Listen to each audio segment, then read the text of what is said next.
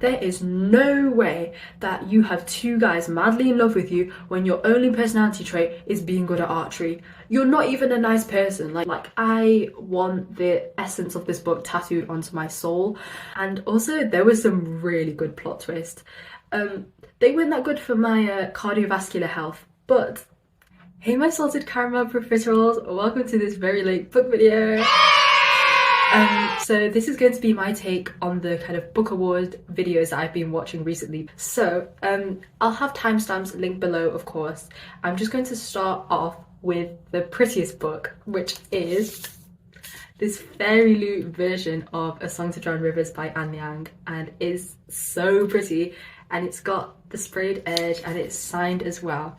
Oh, and it's got like inside pictures too.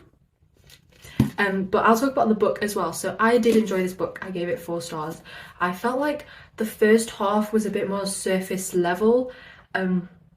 Like it was a bit insta-lovey, but the ending was so worth it. Like it was so beautiful and heart-wrenching, and I cried. So I would definitely recommend this book. It's like a Chinese historical fiction. So the descriptions are gorgeous, like the landscapes and like the food and the markets and stuff like that. Now I'm going to talk about 3 genres, like my favourite books in those genres, just because I want to talk about these books. So the first one, Best Romance, was Happy Place by Emily Henry. I absolutely loved this book. My eyes were glued to it. I inhaled it. It was so funny, first of all, like the dialogue between the main character and the love interest and just the friendship group in general. I loved the friendship group. There was no one who was like really annoying, and I really like the idea that, you know, your happy place is not just about the physical location, it's also the people that make it your happy place as well. And speaking of like location, the descriptions were so immersive and beautiful. Like you don't need those kind of fat AI goggle things to transport you to a new location. You just need to read an Emily Henry book. I also loved how this book tackles stuff like miscommunication and overcoming your struggles with change and realizing that it's not always a bad thing as well. Like I was getting proper relationship advice from this book too.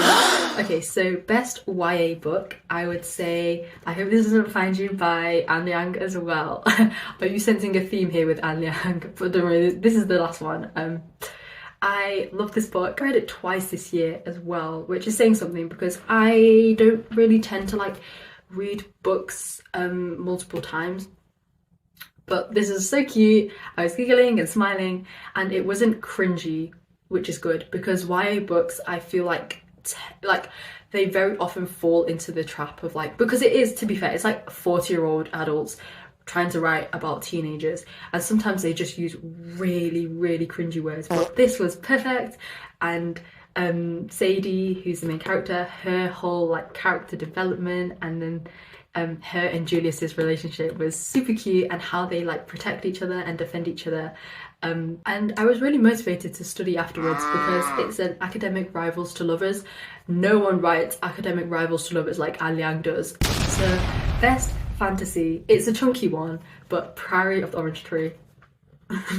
But it's so worth it, because if you think about it, like a trilogy would be like this, like I think it's 800 pages like split into 3, so it's kind of like 3 in 1 in a sense. And this, it was like an epic, you know what I mean, like the Iliad or like Lord of the Rings or something like that.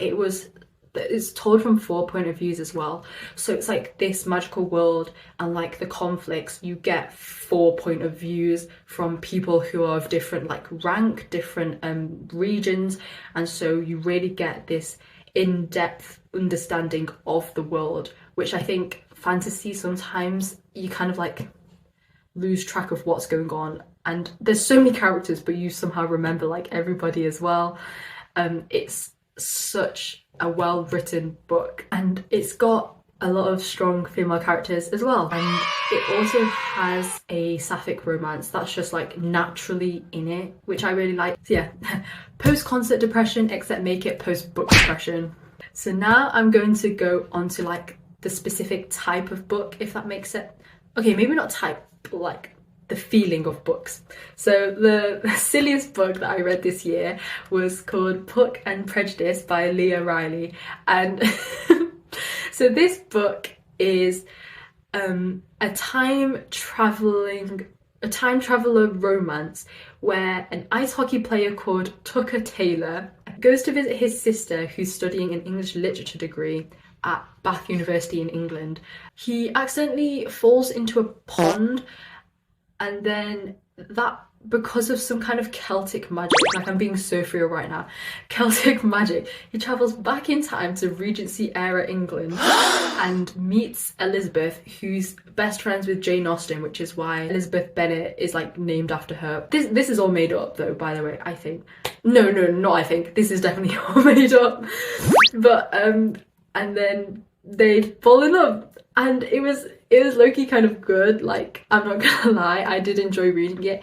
And I feel like I have a lot of respect for the author because Elizabeth, her dialogue was solely Bridgerton kind of speech dialogue, but then Tucker Taylor was very much like American and like period kind of speech as well.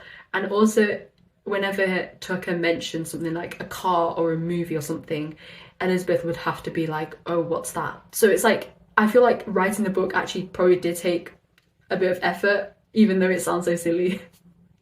But there were some serious topics, like Tucker had to go through cancer treatment, and Elizabeth was talking about how women are mistreated in her era, but then kind of how there's still traces of like misogyny. Actually, not even traces, there's still misogyny present even like 300 years later. And it's like, we haven't really changed that much as a society deep down. So now, a book that was definitely worth the hype, I would say, is the Cruel Prince trilogy.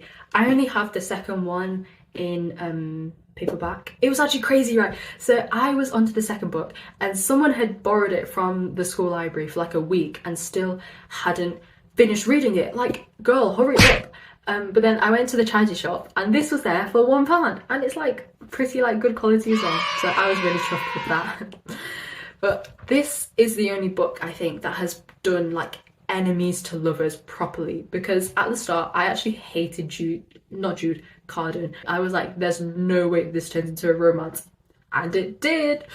I think especially with the first book, there were some scenes that were a bit cringy, but also it might just be a me problem because I started listening to the audiobook and it was narrated by an American narrator, and I couldn't do it anymore, so I had to get the book to read it. But I did really enjoy it. It was very fast paced, and I think Holly Black does a really good job at fleshing out each character and the side characters as well, so you understand their motives behind all the stuff that they do. And yeah, I love Jude and Carden, like the way that they kind of light each other up, and also Carden's letters to Jude, which I found as like a screenshot on Tumblr because it's only in the Barnes and Nobles version, but they were making me go like So most underwhelming on the other side of the spectrum, I would say Wild Love by Elsie Silver. Thank God I didn't buy it, because what a waste of money that would have been, and paper.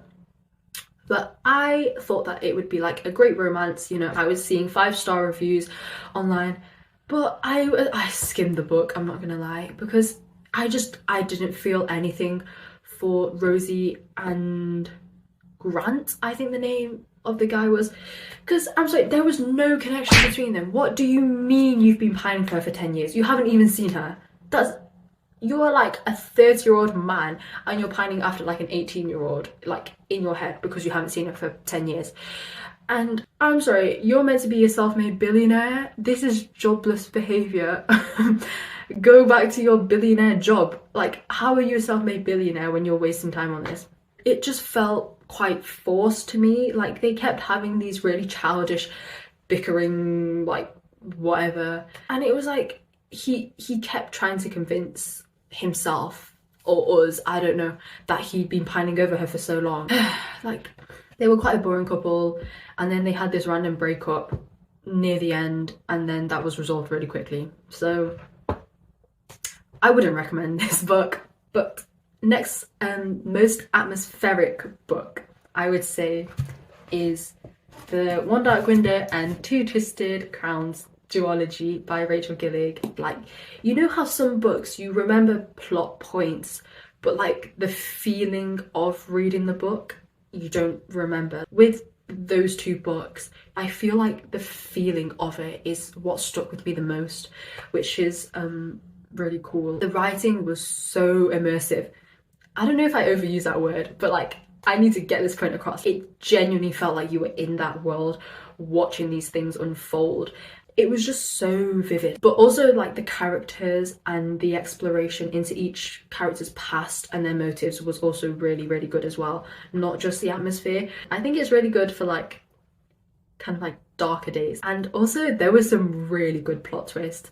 They weren't that good for my cardiovascular health, but they had my jaw dropping. Okay, now onto a book that I think everybody should read, and that is Braiding Sweetgrass by Robin Kimmerer. So this book I absolutely adored. Like, I want the essence of this book tattooed onto my soul. It covers so many topics. Like, I originally started reading it because I'm interested in like plant conservation and ecology, but it covers like politics, it covers modern society's like commodification of the land and how we exploit their resources. It really teaches you lessons in gratitude and reciprocity and indigenous wisdom, and also the horrors of the ethnic cleansing that Native Americans faced as well. Because it's also told in an autobiographical way, it feels so much more personal, which is why I think the words stick with you a lot deeper. So yeah, I underlined so many passages in this book. I think if society all read this book, the world would be a much better place. I need to stop glazing now and move on to the next book. But yeah, please read Braiding Sweetgrass if you haven't already. So now the book that I cried the most, A Thousand Ships by Natalie Haynes.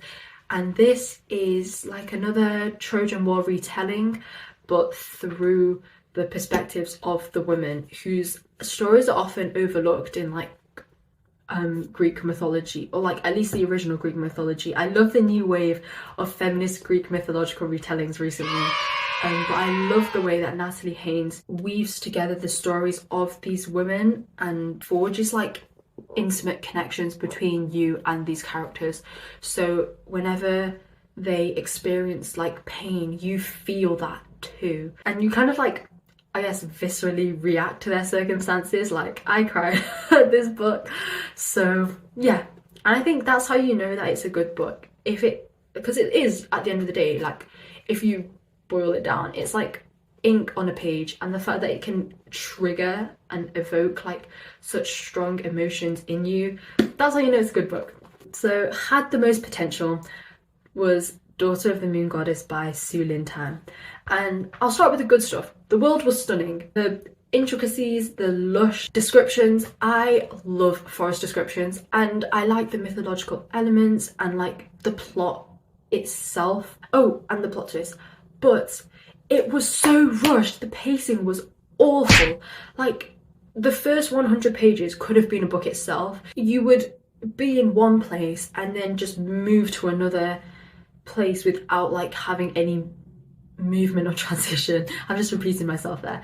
But say for example, you'd be in a tent on the land and then all of a sudden you're in the sea. Like, how did we get there? And so that pulled me out of the story a couple times. And the main character was kind of pick me. Like, I'm sorry, be for real. There is no way that you have two guys madly in love with you when your only personality trait is being good at archery. You're not even a nice person. Like, your form of humour is just making fun of the other two guys. And she couldn't make up her mind either. There was one scene where she was talking with one of the guys and they flat out said, I love you. And then same day in the afternoon, she tells the other guy, yeah, so you want to like move to this place with me? Let's do that. I'll come with you. I'll live with you for the rest of my life. Like, the first guy was bland. His main selling point was that he wasn't he wasn't a dick like his father. Okay, like, fair enough, but the bar is down there. Second guy was like a morally grey character, but I genuinely don't give an F about morally grey characters. Like, be a good person. It's not that hard. And then, okay, final rant. So basically there would be this like really terrifying monster that no one has managed to kill for thousands of years, and then the whole scene would be 4 pages long, like only. They'd like, this is like 4 A5 pages, by the way. So they would go into the cave, find the monster, kill the monster, get out of the cave, and go back home in 4 pages about a monster that is apparently impossible to kill. So yeah, had the potential, but sadly didn't live up to it. Now I'm gonna rant again. Okay, this is my unpopular opinion. So this book, even like my friends enjoyed it, but I just didn't, and that was Caraval by Stephanie Garber. Like, firstly, the main character Scarlett really pissed me off. She was just annoying. Her sister Tella, annoying. Scarlett fell in love with a guy she didn't even know within like a few hours of meeting him, I think. The setting and the plot was confusing. I don't even think the author knew what was going on most of the time either. The magic system didn't make sense. Like, there were so many areas that were just like lacking explanation, because they just say, oh, why does this happen? It's the magic of Caraval. What is the magic of Caraval? Please enlighten me. Okay, the characters were a bit one-dimensional. The plot twist at the end just kind of ruined the book for me, because it was like, I read 300 pages for that. So yeah, I was not a fan of Caraval, but I'm getting riled up, so let's talk about some good books. The one that I think about the most is Babel by R.F. Kuang. Not gonna lie, guys, when I whipped this out on like public transport on the way to school, like reading this, I felt so intellectual. So this book will live with me for all of time, I think. I just loved it all. Like, the writing, you know, it's R.F. Kuang, it's amazing, but also it really delved into like translation and how, when you're translating texts and stuff, like, do you go with the correct like grammatically correct version, or the one that encapsulates the feeling better?